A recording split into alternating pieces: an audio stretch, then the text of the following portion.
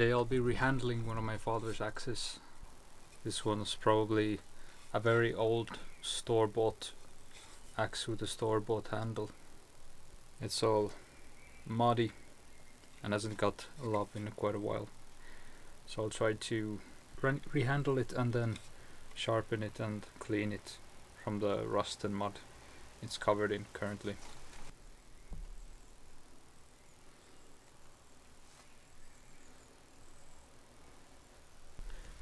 So now we've got a couple of options, one of which is just a standard birch. I'm gonna take the skin off so we can use it for making fire. The other one is an apple tree I fell a couple of years ago. So first we will be taking off the handle.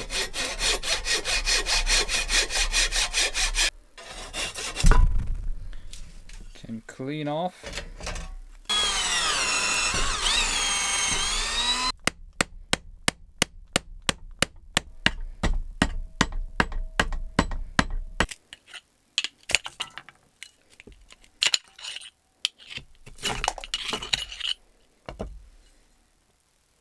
The apple wood was too rotted, so I'll have to use this birch. I will start by shaping up the handle roughly in the shape of this, and I'll just do it by marking the inside roughly.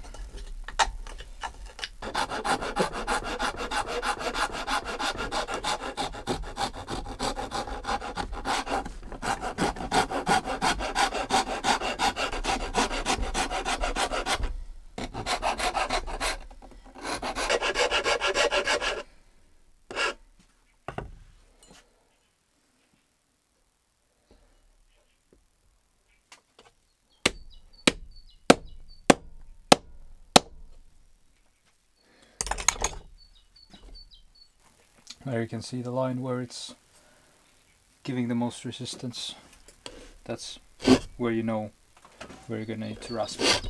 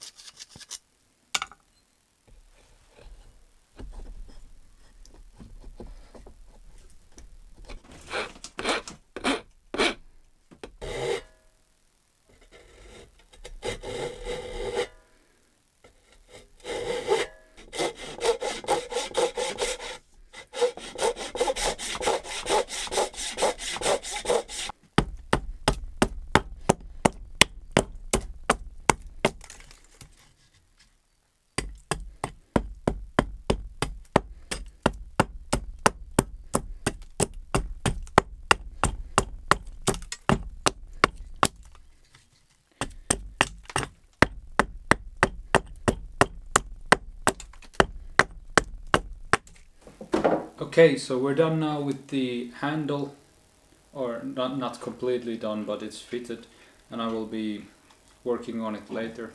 First off, I want to get the dirt, grime and rust out of this thing. I will be once again rocking the WD-40 and steel brush, brass brush combo, and I'll be doing it in my trusty little bucket since we're in my kitchen.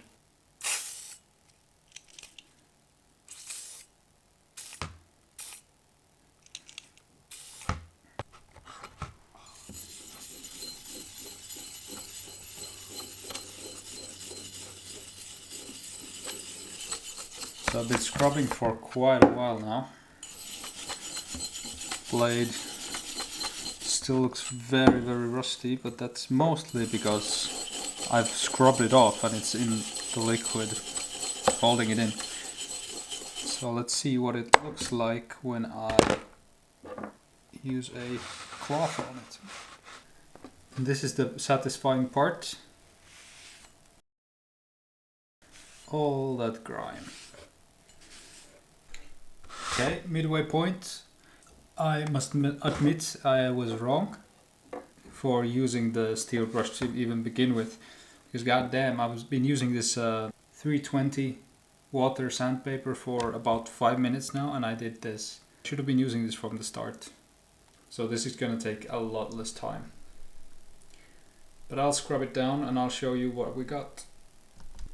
And now for the final wipe down. This is as good as I'm gonna get it in a reasonable amount of time, using only a sandpaper and a WD-40. But it was a using axe before I took it out, and it will be a using axe once it will return, so I'm not really worried. It doesn't have to be the prettiest, as long as most of the rust and grime and dirt has been removed. I'd say this is at least 10 times better than what it was, and that's what it's all about, making things better around you. Alright, so next up we will be making the blade.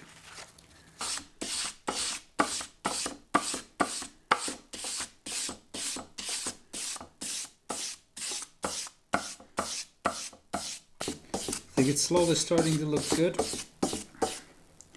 although there are still small microfractures. I think, given the purpose and use case for this axe, that's not gonna be a big deal.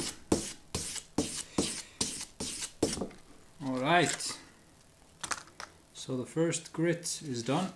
We'll move on to the 1000.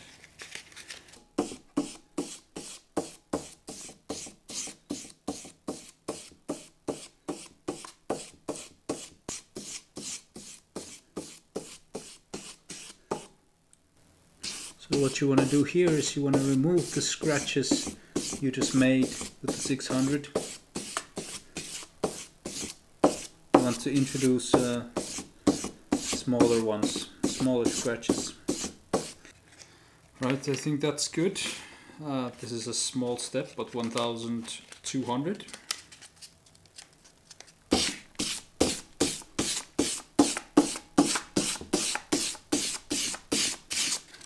Right, and then 2000. This is quite a leap, so I'll take a little bit longer of a time with this one. That's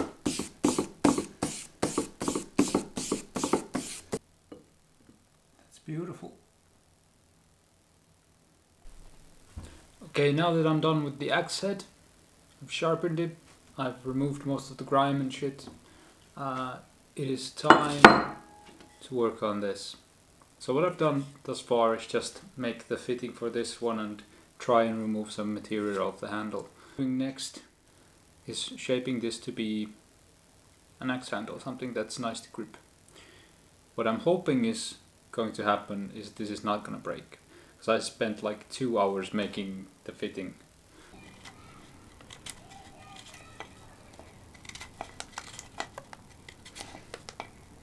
The number one worry when working with firewood is that it's too dried out or dried in a bad way, so it chips away like this. You can't get nice pieces out of it.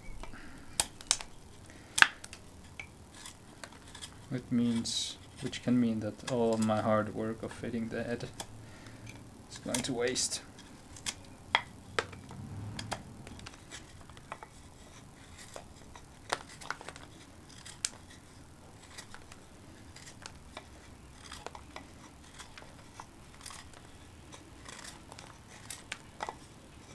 Okay, it seems that I have a major problem. It's this crack over here. The deeper I keep going, the deeper it seems to be going. And I'm gonna catch this one on camera. If dog will let me.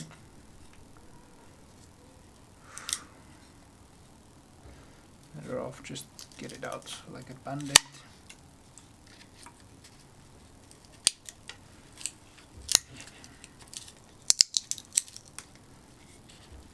A little too close there, buddy. Oh yeah, that's bad. That's bad. I don't know. I think it's still usable. Okay, I think the initial shape has been set, and soon I'll start sanding.